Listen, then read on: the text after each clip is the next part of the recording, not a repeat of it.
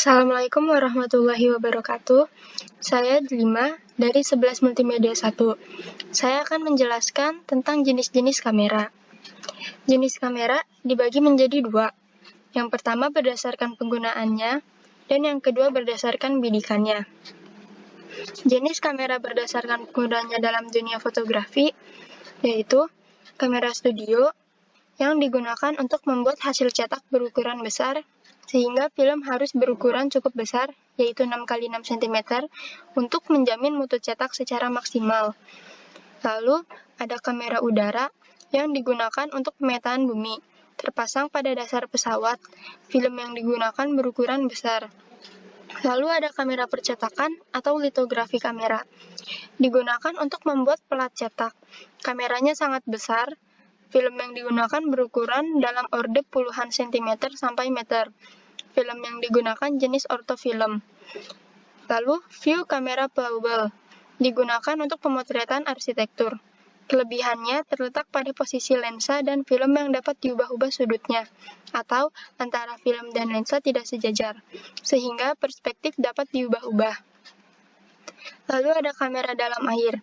Digunakan para penyelam atau petualang untuk memotret kegiatan atau objek yang ada di dalam air.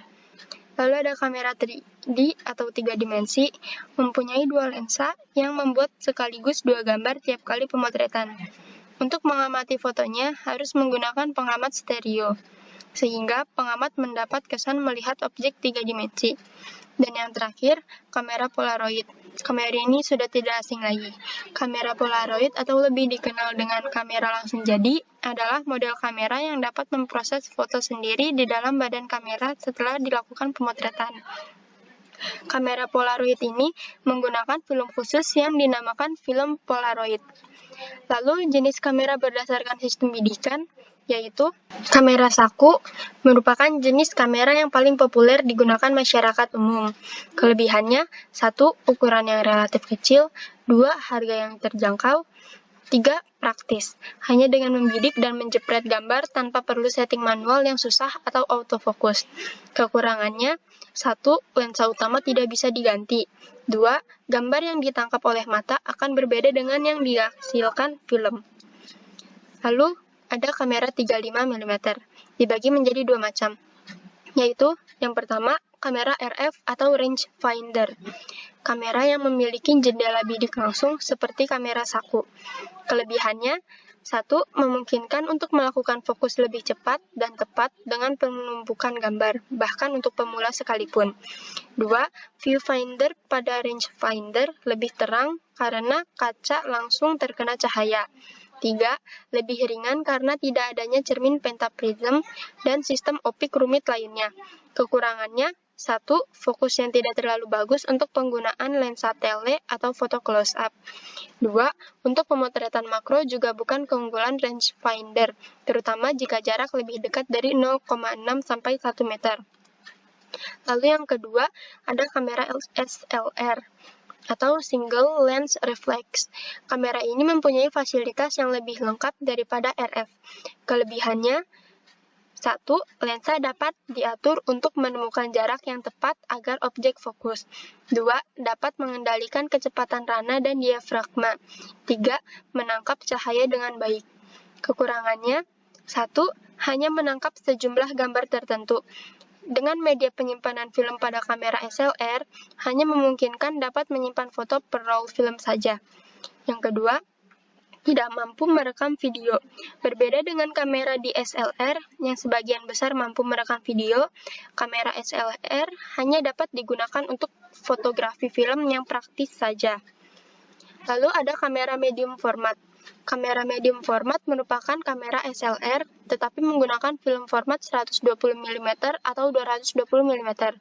Kelebihannya, kualitas foto dapat dicetak dengan ukuran besar, sehingga kebanyakan kamera ini dipakai untuk tujuan komersil atau reproduksi. Kekurangannya, harga peralatan yang relatif mahal. Adanya keterbatasan dalam depth of field atau DOF pada lensa dengan sudut gambar yang sama. Kamera format besar. Kamera ini menggunakan ukuran film yang relatif besar, yaitu 4x5 inci atau 8x10 inci. Kelebihannya, 1. Kemampuan untuk melakukan tilt dan swing. Tilt adalah pergerakan kamera ke atas maupun ke bawah dengan atau tidak dengan tripod.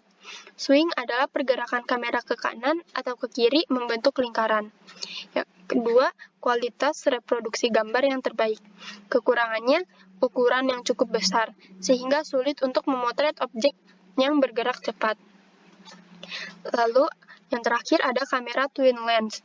Kamera twin lens memiliki dua lensa, memiliki jendela bidik yang terpisah seperti kamera RF. Kelebihannya, 1. Dapat digunakan untuk memotret gambar-gambar yang bergerak cepat. 2. Sangat cocok untuk foto candid. 3. Kesederhanaan mekanisnya dibandingkan dengan kamera refleks lensa tunggal atau SLR yang lebih umum. Kekurangannya, 1. Beberapa kamera TLR menawarkan lensa yang dapat ditukar dan tidak ada yang dibuat dengan lensa zoom. 2. Hasil foto berbeda dengan apa yang dilihat di layar serta gambar yang terlihat bentuknya terbalik. Alat bantu fotografi. Alat bantu fotografi dibedakan menjadi dua. Yang pertama, alat bantu pemotretan, dan yang dua, alat bantu pencahayaan. Alat bantu pemotretan. 1. Tudung lensa. Berfungsi untuk menghilangkan cahaya atau sinar yang tidak diinginkan masuk ke dalam lensa, karena cahaya tersebut biasanya dapat menyebabkan flare pada hasil pemotretan. 2. Filter lensa. Berfungsi sebagai penyaring cahaya yang masuk sehingga menimbulkan efek-efek yang kita inginkan. 3. Tripod dan monopod. Keduanya berfungsi sebagai penyangga kamera, hanya saja bentuknya yang berbeda. 4. Kabel release. Berfungsi untuk menghindari goncangan saat shutter ditekan, karena saat memakai alat ini, kita tidak perlu menekan shutter secara langsung. 5. Background. Kain atau latar belakang yang digunakan untuk pemotretan studio dengan berbagai macam gambar, pola, dan warna. 6. Stand background. Alat penyangga background, minimal 2 stand. Lalu ada alat bantu pencahayaan. 1. Flash atau blitz. Diperlukan dalam pemotretan apabila cahaya yang ada dirasa kurang atau minim, misalnya pemotretan pada malam hari. 2. Slave unit. Disebut juga alat sensor, merupakan slave unit yang bekerja menangkap cahaya dari main light untuk menyalakan sumber cahaya lainnya. 3. Kabel sinkronisasi. Kabel yang menghubungkan kamera dengan lampu studio, berfungsi sebagai pemicu agar lampu studio menyala. 4. Holder atau bracket. Alat ini digunakan sebagai penyangga flash tambahan dan slave unit. 5. Strobo. Alat ini hampir mirip dengan flash, tapi bentuknya lebih besar dan cahaya yang dihasilkan juga lebih besar. 6. AC slave.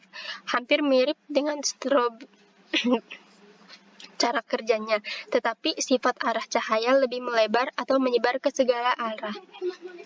7. Snoot. Berfungsi untuk mengarahkan cahaya pada satu titik agar tidak menyebar atau terpusat. 8.